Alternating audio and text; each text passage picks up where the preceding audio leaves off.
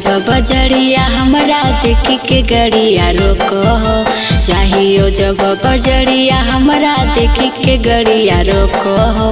टोटो के ड्राइवर मैया लिखी नंबरा बापे कहो। टोटो के ड्राइवर मैया लिखी नंबरा बापे कहो। चाहियो जब बजरिया हमरा देखी के गड़िया रोको हो। चाहियो जब बजरिया हमरा देखी के गड़िया रोको हो।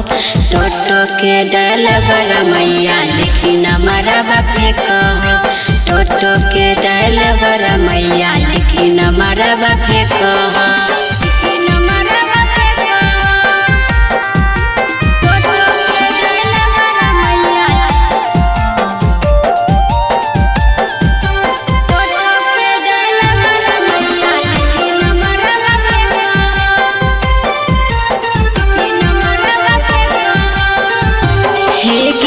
हमारा से मांगो मैया टोटो वाला दी लगे। आगे रही हमें चलल हमारा मुसकी लगे। हेगे हमारा से मांगो मैया टोटो वाला दी लगे। आगे रही हमें चलल हमारा मुसकी लगे। देखा हो जब अकेले छौड़ा दूर से हॉर्न ठोको हो।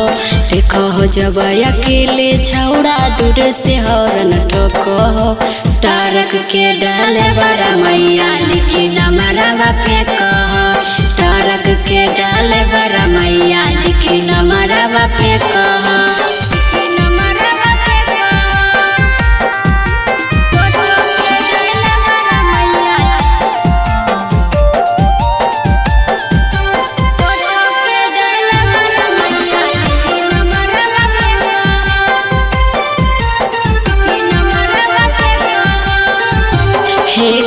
चाहियो जब मैया हमें पढ़े मार्केट गे। आगे हमारा के देखी छौड़ा भूको सिकरेट गे।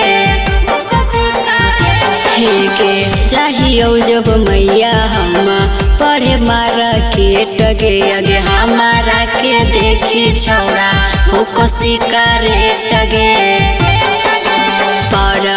पीड़ी सब हमारा देखी के रही अच्छे कह। परबेश अंकितवा हमारा देखी के रही अच्छे कह।